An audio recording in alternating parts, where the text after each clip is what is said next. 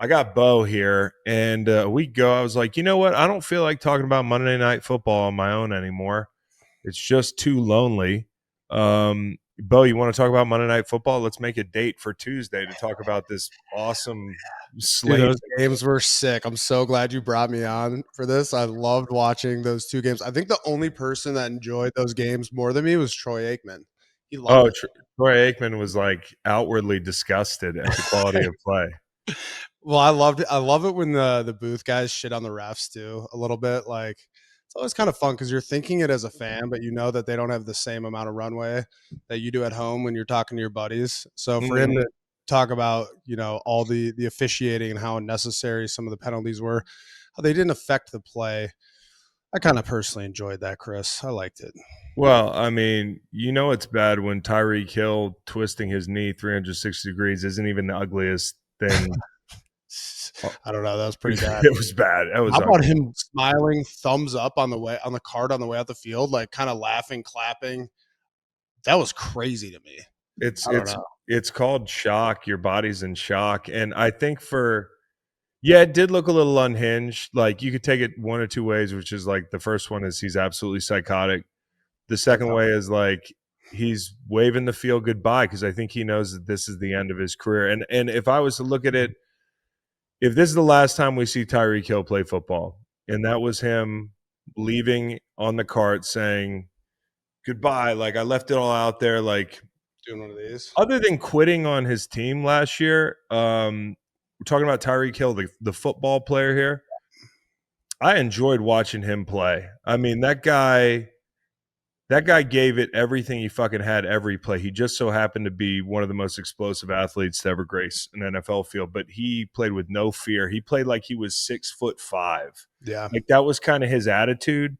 And I remember when he got in the league being like, I think we went to what was his rookie year?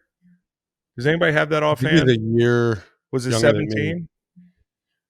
It was 16 or 17, I feel like. 16 or 7? Yeah. 16. So we went to play him in 17 to start the season. I think he was active for that game. I could be misremembering, but I think I remember being like, who the fuck is this guy walking around like he's 6'10"? And he's legitimately one of the smallest, most explosive people I've ever seen. So in that right, like happy trails. If this is it, it was fun to watch you play football. Now the knee, that was one of the most hideous Yeah. replays I've ever seen, but it was like it was so bad that it wasn't as bad as like Kevin Ware because Kevin Ware was wearing like basketball shorts, and it's not as bad as like seeing Dak Prescott's like tibia stick out of his sock. But it was just weird. He sat up so calmly, Yeah. and it was like he was resting his ankle on his knee, but it was the wrong side of his ankle. Yeah, I had to go back and look at it, and I wish I didn't because I missed it. I was on the other game because we had two sick Monday night games. And I went back and I watched it, and I kind of wish I didn't.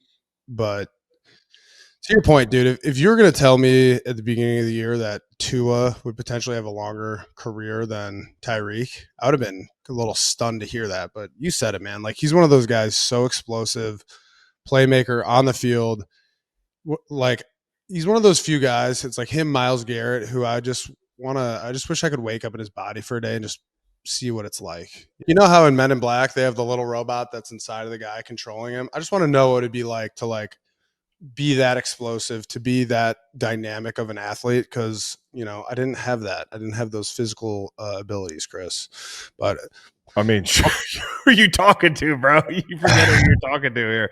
Me neither. I would fucking know. Like, you mentioned it. There's a short list of guys in the NFL that are at that echelon of freak show. Yeah. And I would imagine it would feel pretty fucking cool for I would 3 hours. Now that was a knee dislocation. We could tell right out. Like that was kind of, we were group texting about it, as every group text in America was like, I know the diagnosis of this injury. Do you follow Pro Football Doc on X? Maybe I do. I don't know. He diagnosed it pretty quick. He used to work for the Chargers as like their head Oh team. yeah, David Chow. Yeah, exactly. I know him. Yeah. Yeah, but it was easy to see because there was no like it wasn't like a compound fracture or anything. The leg wasn't bent at the middle of the shin. Yeah. It was like it was like he was like a Lego or something, and they just totally rearranged the way the Lego was set up. It was crazy, dude. But for the guy, like, you only get that cart ride once, and that's a weird way to think about it. But like, he left smiling. Yeah. He wasn't in pain because his body had taken over at that point, and that was pretty gangster the way he fucking rode I out. agree. That's kind of what I was gonna say. I was like, man, I don't think I wouldn't have taken it that well. No, I don't think I would have taken it that well either. But then again, I'm not like a Hall of Famer the minute I walk off the field. Like, his work is done. So anyways, Tua did, after the game, he said, "I just want to thank my Lord and Savior Jesus Christ for keeping us all safe out there for the most part." Yeah, he corrected himself pretty quickly. It's like he had the canned auto quarterback response, kind of like what we were talking about the tweets. Yeah. You're like, he said, just want to, praise, keeping us all healthy. And then you could kind of see the moment where he's like, oh shit, no, we did not. He corrected No, we are himself not all pretty safe. fast. Somebody's Yeah, no. having an emergency surgery right now. Yeah. But I play with it. Well, I didn't play with this dude, but this dude went to UVA. And he was an amputee. He lost. I mean, Josh Sweat almost lost his leg with his knee injury, and what they worry about is the artery. And this guy Jacob Rainey, who I don't know if it was the same injury or what, but he grew up around here and went to Virginia as a like a preferred walk on or that type of deal. And he had one leg, and he eventually ended up being a football coach and that sort of thing. Great dude, but he lost his leg because of a football injury like that, where the artery got severed. And so, that stuff can get real scary real fast. Okay, so as far as the football games are concerned, those were awful. Where do we start? There's so much good stuff. I'll tell you where we start. I'm going to give you my bottom 5 Monday Night Football moments, because that's the way I want to break these two games down.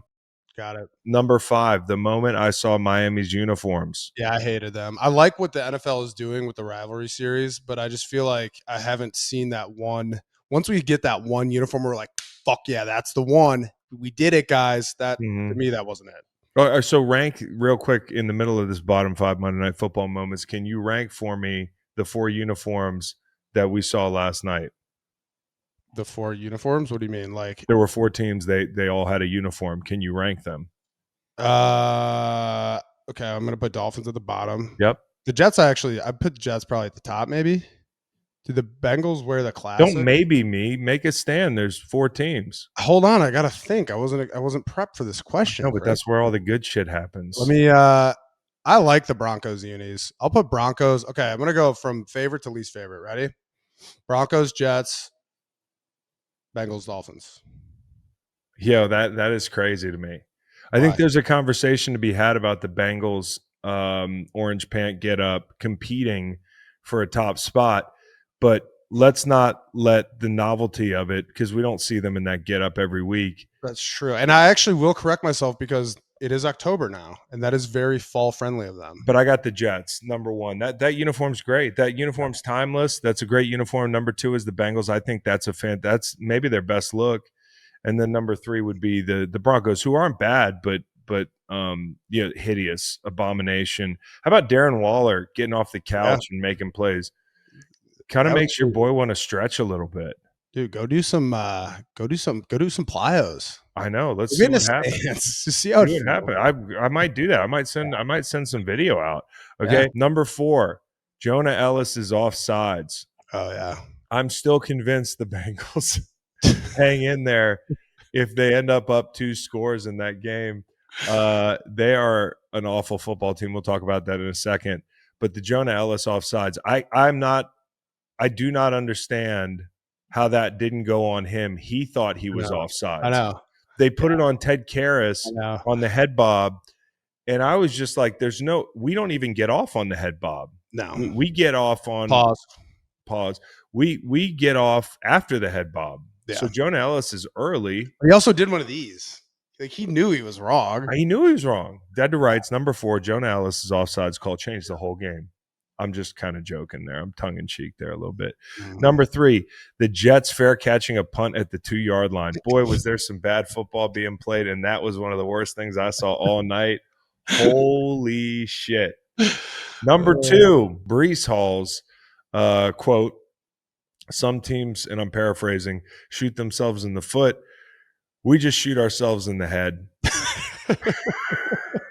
Like, what the fuck, dude? Yeah, like he's Shane Gillis. Yeah, exactly. Yeah, That's exactly the gif I was thinking of. tires. Yep. And then number one, Tyreek Hill's leg, Yeah. obviously, was the worst thing I saw last night.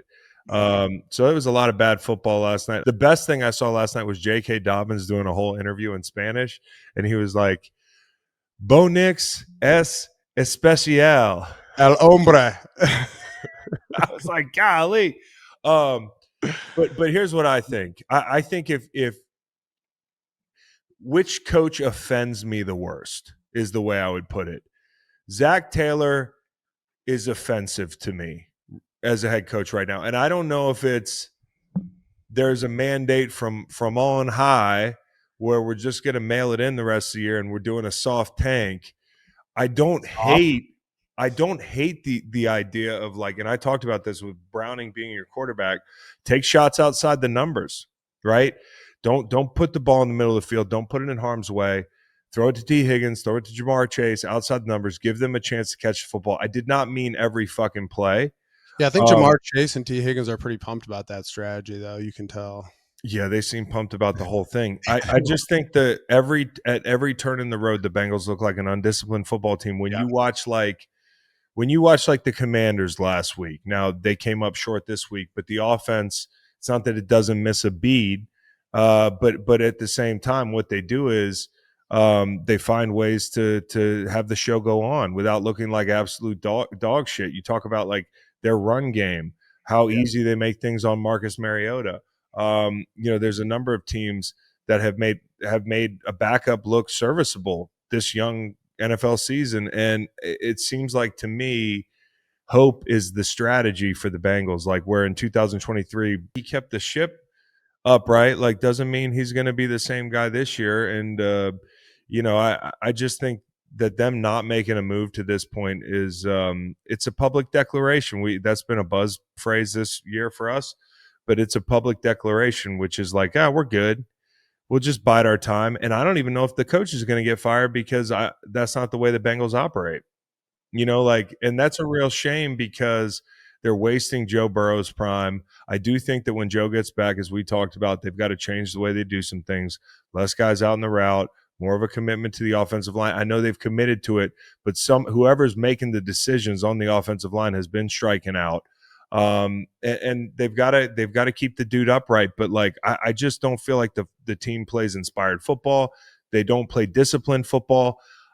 I at least have a soft spot for Mike McDaniel because I see the quarterback, and as much as I have nothing against Tua the person, but my thing is like he's held them back.